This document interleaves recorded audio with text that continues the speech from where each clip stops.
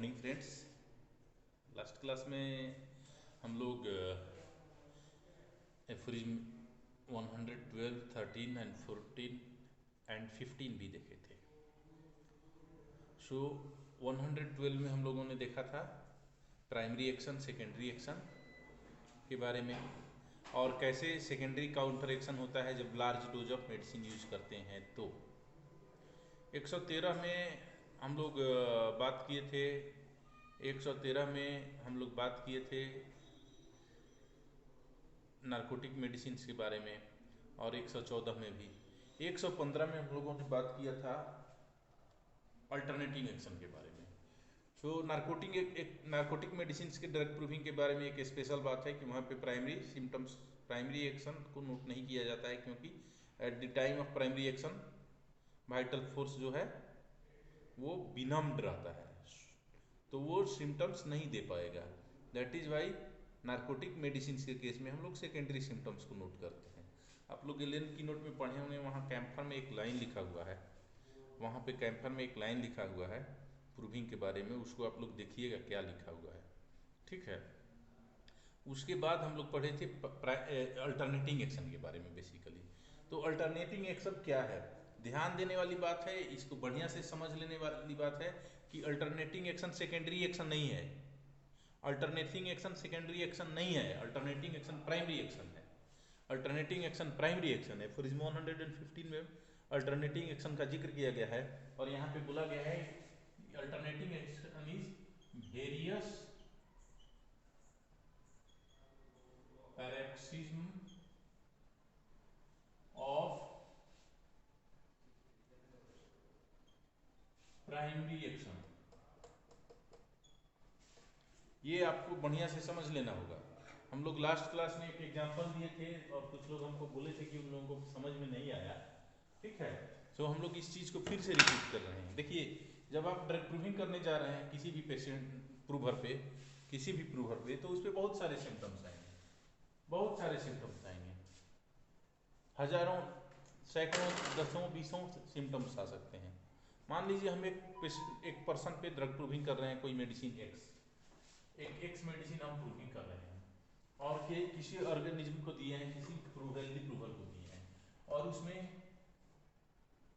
5 symptom develop हुए, 1 2 3 4 5 symptom develop हुए। First one जो था उसको वर्टाइगो डेवलप हुआ, ठीक है, वर्टाइगो डेवलप हुआ। उसको लगता है सुबह उठता है तो चक्कर होता है, वर्टाइगो एग्रावेशन, वर्टाइगो बस लिख लेते हैं, ज़्यादा डिटेल करने की जरूरत नहीं है। सेकेंड वन क्या हुआ कि उसको स्वीट टेस्ट इन माउथ, उसको मुंह में मीठा मीठा सा टेस्ट आ रहा है, sweet taste in mouth develop हुआ, ठीक है। थर्ड सिम्टम जो है उसको कॉन्स्टिपेशन हो गया, कॉन्स्टिपेशन हो गया, उसका पैखाना क्लियर नहीं हो रहा है। थर्ड सिम्टम उसको कॉन्स्टिपेशन हो गया। फोर्थ सिम्टम क्या है, उसको एनोरेक्सिया हो गया, भूख नहीं लग रहा है, ठीक है, एनोरेक्सिया हो गया। फिफ्थ सिम्टम क्या है, उसको बार बार पेशाब जाना पड़ता है, पॉलीयूरिया हो रहा है, ठीक है। अब हमने ए मेडिसिन एक्स का प्रूविंग किया, एक मेडिसिन एक्स का प्रूविंग किया, और उस पेशेंट में, सॉरी, उस प्रूवर में, एक्स के प्रूविंग के दौरान उस प्रूवर में ये 5 सिम्टम्स आए डे 1 पे, पहले दिन पे ये 5 सिम्टम्स आए डे 1, ठीक है, डे 1। डे 1 पे पेशेंट को वर्टाइगो है, स्वीट टेस्ट है, कॉन्स्टिपेशन है, एनोरेक्सिया है, पॉलीयूरिया है। डे 2 पे, डे 2 पे, डे 1 पे ये सारे सिम्टम हैं। डे 2 पे देखते हैं, second day of drug proving पे देख रहे हैं कि वर्टाइगो है, स्वीट टेस्ट ऑफ माउथ है, कॉन्स्टिपेशन थोड़ा कम हुआ है लेकिन है, ठीक है। डे 1 पे बहुत ज़्यादा कॉन्स्टिपेशन है, डे 2 पे कॉन्स्टिपेशन थोड़ा कम हो गया, फिर एनोरेक्सिया परसिस्ट कर रहा है और यूरिया परसिस्ट कर रहा है, ठीक है, क्लियर। डे 1 पे कॉन्स्टिपेशन इसको है, मान लीजिए प्लस कॉन्स्टिपेशन, इसको काफी कॉन्स्टिपेशन है। डे 2 पे इसको थोड़ा सा कॉन्स्टिपेशन है। फिर डे 3 पे हम लोग आते हैं, डे 3 पे आते हैं तो इसको वर्टाइगो परसिस्ट कर रहा है, स्पीड टेस्ट परसिस्ट कर रहा है, कॉन्स्टिपेशन नहीं है, एब्सेंट है, ठीक है। अब उसके बाद क्या हो रहा है, एनोरेक्सिया परसिस्ट कर रहा है, पॉलीयूरिया हो रहा है। डे 4 पे अगर हम जा रहे हैं तो डे 4 पे वर्टाइगो है, स्वीट टेस्ट ऑफ माउथ है, कॉन्स्टिपेशन नहीं है, एनोरेक्सिया है, पॉलीयूरिया है, और डे 4 पे एक नया सिम्टम डेवलप हो रहा है। क्या हो रहा है, डायरिया हो रहा है, डायरिया हो रहा है। अब पेशेंट को यहाँ पे कॉन्स्टिपेशन की जगह पे डायरिया डेवलप हो गया, ठीक है, बहुत सीवियर डायरिया हो रहा है। फिर डे 5 पे आ रहे हैं, ये है, ये है, ये नहीं है, कॉन्स्टिपेशन नहीं है, एनोरेक्सिया है, पॉलीयूरिया है, और यहाँ पे डायरिया इसका खत्म हो गया, डायरिया अब नहीं है। डे 6 पे फिर देख रहे हैं, वर्टाइगो परसिस्ट कर रहा है, स्वीट टेस्ट परसिस्ट कर रहा है, और फिर इसको कॉन्स्टिपेशन हो गया, और फिर एनोरेक्सिया हो रहा है, पॉलीयूरिया हो रहा है, और डायरिया खत्म हो गया, डायरिया खत्म हो गया।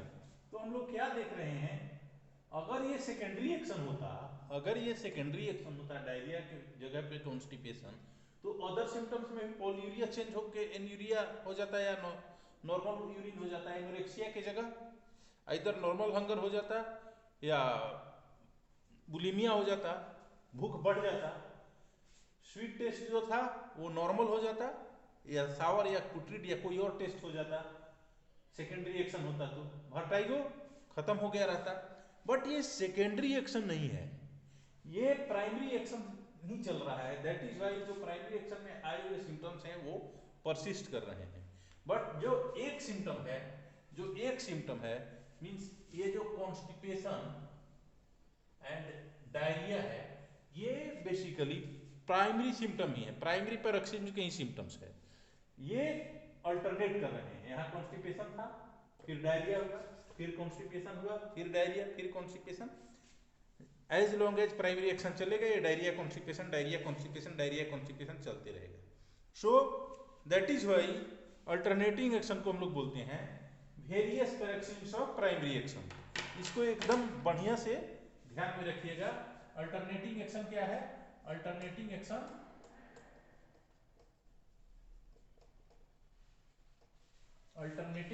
जो है मेडिसिन का, अल्टरनेटिंग एक्शन जो है बेसिकली ये क्या है, वेरियस पैरोक्सिज्म ऑफ प्राइमरी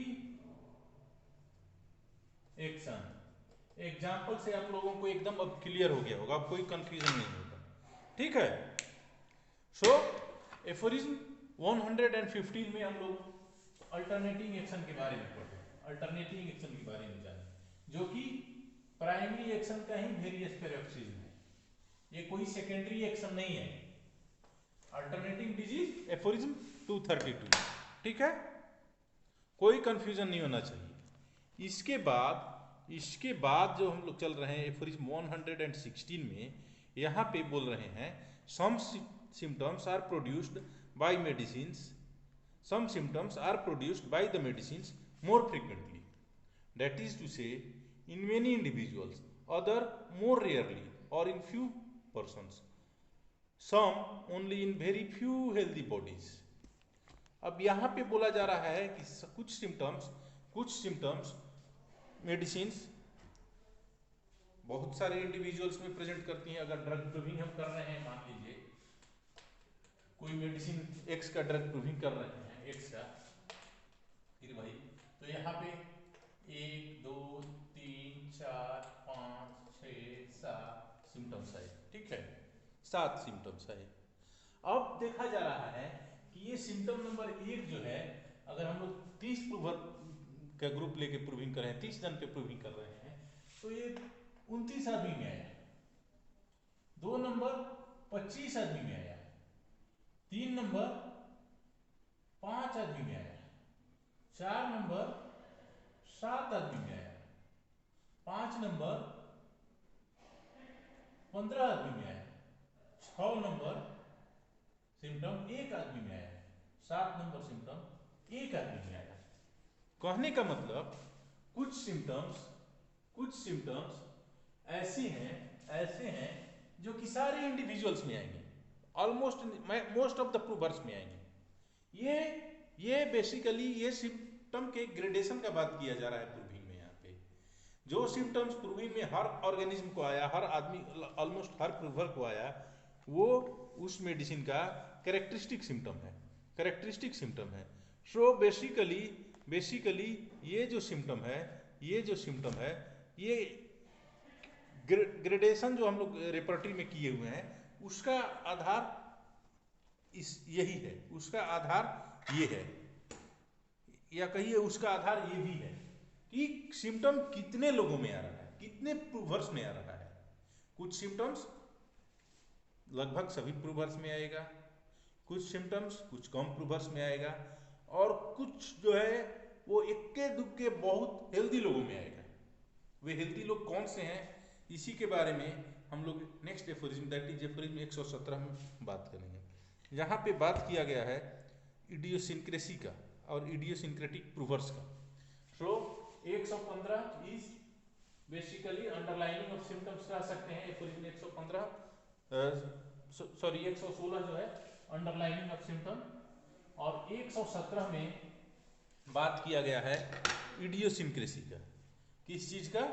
117 में बात किया गया है इडियोसिंक्रेसी का। एफोरिज्म 117 एफोरिज्म जो है ये इडियोसिंक्रेसी, ठीक है। यहाँ पे इडियोसिंक्रेसी का बात किया गया है एफोरिज्म 117 में। अब ये इडियोसिंक्रेसी क्या है? बेसिकली कई बार आप लोग सुनते होंगे, मैं एक कॉमन लाइफ से एग्जांपल उठा के देता हूँ, कॉमन लाइफ से एक एग्जांपल उठा के बात करता हूँ। कई बार आप लोग सुनते होंगे कि किसी को बिच्छू का डंक हुआ, या बिच्छू का डंक छोड़ दीजिए, किसी को बर्रे ने काटा, ठीक है, जो पीला वाला जो होता है उसने काटा, और उससे उसका मौत हो गया। जबकि हम लोगों में से सैकड़ों लोगों को, बहुत सारे लोगों को काटता है तो किसी को तो कुछ नहीं होता है, और किसी को थोड़ा बहुत दर्द होता है, किसी को 1-2 दिन तक दर्द होता है। बट एक जन जो है उसको जस्ट काटा और वो एक्सपायर हो गया। या फिर आप लोग सुने होंगे एलोपैथिक मेडिसिन के बारे में कि फला आदमी को फला मेडिसिन दिया गया, XYZ मेडिसिन दिया गया, और वो कोलैप्स कर गया। बहुत लोगों को पेनिसिलिन से सेंसिटिविटी होता है, रिएक्शन होता है। बहुत लोगों को डिफरेंट ड्रग से सेंसिटिविटी या रिएक्शन होता है। सो आपको आखिर ये क्यों होता है? वही मेडिसिन किसी को के ऊपर कोई इफेक्ट नहीं करता है, और किसी के ऊपर वही ऑगमेंटिन अगर किसी को दे रहे हैं तो यही ऑगमेंटिन किसी को कुछ नहीं कर रहा है, और किसी को क्या हो रहा है कि वो देने के बाद रीनल फेल्यूर डेवलप हो जा रहा है। तो आखिर ऐसा क्यों हो रहा है? बेसिकली ये एक हाइपर सेंसिटिविटी के चलते होता है, और ये हाइपर सेंसिटिविटी अगर प्रूविंग में हमको मिलता है, अगर किसी प्रूवर को के अंदर ये हाइपर सेंसिटिविटी है, तो ऐसे हाइपर सेंसिटिविटी को एक स्पेशल टर्म दिया गया है इडियोसिंक्रेसी, जस्ट हाइपर, इस टाइप का, ये एग्जैक्टली नहीं है, इसी टाइप का अगर हाइपर सेंसिटिविटी है तो इसको इडियोसिंक्रेसी कहा जाता है। इडियोसिंक्रेसी का मतलब कि वो चीज वो चीज वो पार्टिकुलर सब्सटेंस, और सबके लिए तो बहुत ज़्यादा और कोई नॉर्मल आदमी रिएक्ट नहीं करता है उसके अगेंस्ट में, बट वो पार्टिकुलर इंसान को अगर मिल रहा है, पार्टिकुलर इंसान को अगर मिल रहा है तो वो बहुत वायलेंट रिएक्ट कर रहा है, बहुत वायलेंट रिएक्ट कर रहा है। वो प्रूविंग के दौरान अगर ऐसा इंडिविजुअल, ऐसा प्रूवर आपको मिल जा रहा है, ड्रग प्रूविंग में अगर ऐसा प्रूवर आपको मिल जा रहा है जो कि इडियोसिंक्रेटिक है, तो उन लोगों के कॉन्स्टिट्यूशन में मतलब ऐसा प्रॉपर्टी होता है कि जो वो मेडिसिन है उसके फाइनर एंड फाइनेस्ट सिम्टम्स को वो लोग शो करते हैं, उसको वो दे सकते हैं, जो कि नॉर्मल ससेप्टिबिलिटी वाला आदमी उसको डिस्प्ले नहीं कर सकता है, उसके ऊपर प्रूविंग के दौरान ऐसा सिम्टम नहीं आ सकता है। बेसिकली जब हम ड्रग प्रूविंग करते हैं तो किसी इंडिविजुअल में अगर कोई सिम्टम आता है तो उसके पीछे दो कारण होते हैं। पहला कारण कि उस मेडिसिन में वो सिम्टम प्रोड्यूस करने की क्षमता है, उस मेडिसिन में वो सिम्टम प्रोड्यूस करने की क्षमता है। और दूसरा कारण कि जिस पर्सन पे हम लोग प्रूव कर रहे हैं, जिस कॉन्स्टिट्यूशन पे, जिस फ्रेम पे, जिस प्रूवर पे हम लोग प्रूव कर रहे हैं, उस प्रूवर में उस मेडिसिन के प्रति सेंसिटिविटी है, ससेप्टिबिलिटी है। अगर उस प्रूवर में उस मेडिसिन के प्रति ससेप्टिबिलिटी नहीं है, अगर उस प्रूवर में उस मेडिसिन के प्रति ससेप्टिबिलिटी नहीं है तो उसका प्रूविंग उसमें करना काफ़ी डिफिकल्ट होगा। सो ये जो सेंसिटिविटी, प्रूवर के अंदर सेंसिटिविटी वाला जो है बात, वो सर्टेन प्रूवर्स के अंदर काफ़ी ज़्यादा होता है, और वैसे प्रूवर्स को हम लोग इडियोसिंक्रेटिक प्रूवर कहते हैं। अब सोचने वाली बात है कि क्या वो सिम्टम्स जो कि हमको इडियोसिंक्रेटिक प्रूविंग के पर्सन्स पर प्रूविंग के दौरान मिलता है, वो क्या अगर नॉर्मल आदमी बीमार पड़ता है, नॉर्मल आदमी सिक है, तो उसको उस सिम्टम पे बेस होके अगर हम कोई प्रिस्क्रिप्शन करते हैं तो वो उसमें काम करेगा कि नहीं करेगा? ये एक बड़ा प्रश्न है। तो इसका जवाब ये है कि जब हम हेल्दी होते हैं तो हमारा सर्टेन ऑर्गेनिक रेसिस्टेंस होता है, हमारे अंदर एक इनर्शिया होता है। न्यूटन्स लॉ ऑफ मोशन का बात करें तो हमारे वाइटलिटी में उससे अगर कंपेयर करें, उसमें जो इनर्शिया का सिचुएशन है, सिमिलरली हमारे वाइटलिटी के अंदर, हमारे वाइटल फोर्स के अंदर एक ऑर्गेनिक रेसिस्टेंस होता है कि वो अगर हेल्दी स्टेट में है, वो अगर इक्विलिब्रियम के स्टेट में है, वो अगर होम्योस्टेसिस के स्टेज में है, तो वो बाहर से अगर कोई उसको धक्का देगा, कोई एक्शन करेगा, तो वो रेसिस्ट करेगा, वो रिएक्ट करने का कोशिश नहीं करेगा। कब तक? जब तक कि एक सर्टेन थ्रेशोल्ड तक आप उसको धक्का नहीं दे रहे हैं, आप उसको एक्साइट नहीं कर रहे हैं। सो ये जो ऑर्गेनिक रेसिस्टेंस है ड्यूरिंग सिकनेस खत्म हो जाता है, कम हो जाता है। दैट इज वाई अगर प्रूविंग के दौरान इडियोसिंक्रेटिक पर्सन्स पे भी जो सिम्टम्स आए हुए हैं, वो अगर आप सिक बेड में किसी पे यूज कीजिएगा तो वो उस पर एक्ट करेगा, वो सिम्टम उस पर क्यूरेटिवली एक्ट करेगा। सो यहाँ पे कोई कंफ्यूजन नहीं होना चाहिए। सो हम लोगों ने एफोरिज्म 115, 116 एंड 117 को रीड किया। यहाँ पे 117 में इडियोसिंक्रेसी महत्वपूर्ण है, ये कई बार कॉम्पिटिटिव एग्जाम्स में पूछा जाता रहा है। अल्टरनेटिंग एक्शन जो है वो भी महत्वपूर्ण है, उसको आप लोग समझ लीजिएगा बढ़िया से। कई बार अच्छा मार्क्स देने के लिए अल्टरनेटिंग एक्शन के बारे में एक्सटर्नल लोग बेड साइड में वाइवा में पूछते हैं।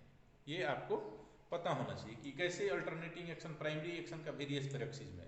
तो जो एग्जाम्पल दे के मैंने आप लोगों को बताया, सिमिलरली वैसा कोई एग्जाम्पल ध्यान पे रखिएगा एग्जाम्स के लिए। आई थिंक कि आप लोगों को ये समझ में आया होगा। Thank you.